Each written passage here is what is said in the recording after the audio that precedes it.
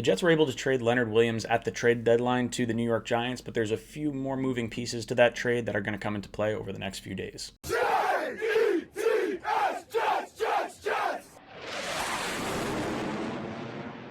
Welcome to Jets Talk. My name's Ryan. I'll be your pilot today. If you're new here, hit that subscribe button. If you've been here before, welcome back. I love having you here.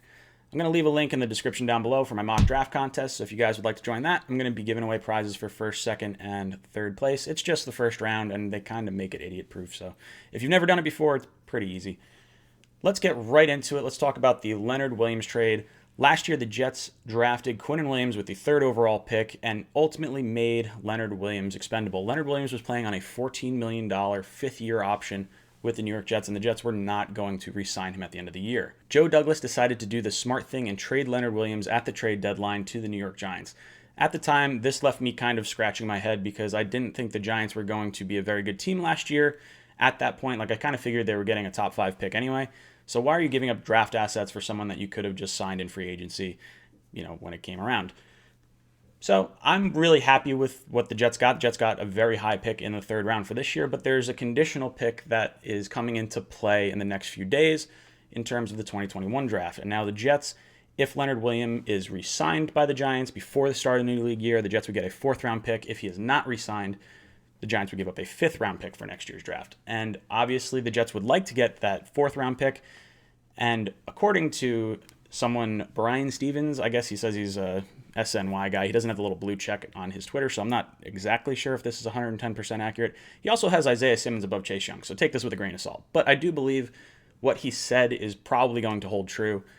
The Giants are apparently working out a contract with Leonard Williams that they are not going to make official until after the new league year starts. So they are going to give the Jets a 5th round pick and retain Leonard Williams on a long-term deal. They were saying about $13 million a year, I think 4 years. With $20 million guaranteed is, I think, the rumored contract. Again, grain of salt. I don't know what this could possibly be. I still think this is a great trade for the Jets. Jets got a very high pick in the 3rd round, and if Leonard were to leave, there is a compensation pick that could have potentially happened, but the way the compensation picks work is based on your free agents. So if you have free agents that leave, you are given a compensation pick. But if you are bringing in a bunch of free agents, it kind of wipes out the formula, so you don't get that compensation pick. And since the Jets have a ton of money in cap space and are going to be active in free agency, there's a very high likelihood the Jets were not going to get anything for Leonard Williams. So the fact that we got anything at all, still a positive, but I have a little bit of an issue with what the Giants are doing here. And honestly, it's a smart move. It's a good move based on, not having to give up a higher draft pick. And the issue that I have with this is that I think it's in poor taste because the Giants didn't want to have to compete with other teams in free agency for Leonard Williams. That's why that clause was put in there, and that's why you would be able to give up a lower pick because you would, in theory, have to pay more for Leonard Williams if you're competing with other teams.